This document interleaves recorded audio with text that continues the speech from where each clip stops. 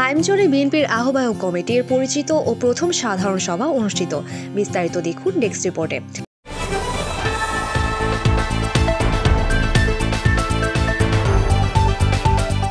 বাংলাদেশ জাতীয়তাবাদী দল বিএনপির চাঁদপুরের হাইমচর উপজেলা শাখার আহ্বায়ক কমিটির পরিচিত ও প্রথম সাধারণ সভা অনুষ্ঠিত হয়েছে। শুক্রবার ৩১ জানুয়ারি সকালে উপজেলার সদর আলগীবাজার আদর্শ শিশু নিকেতন স্কুল মাঠে পরিচিত ও প্রথম সাধারণ সভায় প্রধান অতিথি হিসেবে বক্তব্য রাখেন চাঁদপুর জেলা বিএনপির সভাপতি শেখ ফরিদ আহমেদ মানিক।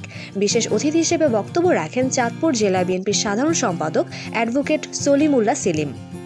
উপজেলা বিএনপির আহ্বায়ক মোহাম্মদ আমিন উল্লাহ ব্যাপারীর সভাপতিত্বে ও সদস্য সচিব মোহাম্মদ মাঝহারুল ইসলাম শফিক পাটোয়ারির পরিচালনায় বক্তব্য রাখেন যুগ্ম আহ্বায়ক আব্দুল খালেক, কাজী ইসাক খোকন, মোহাম্মদ মিজানুর রহমান শেখ, প্রভাষক হারুন রশিদ, খোরশেদ কোতোয়াল, বিল্লাল হোসেন আখন, আজিজুল হক বাবুল, সরদার আবু তাহের, সদস্য আক্তার হোসেন হাওলাদার, আবুল কালাম আজাদ, খলিলুর রহমান মাস্টার, জহিরুল ইসলাম মাঝি।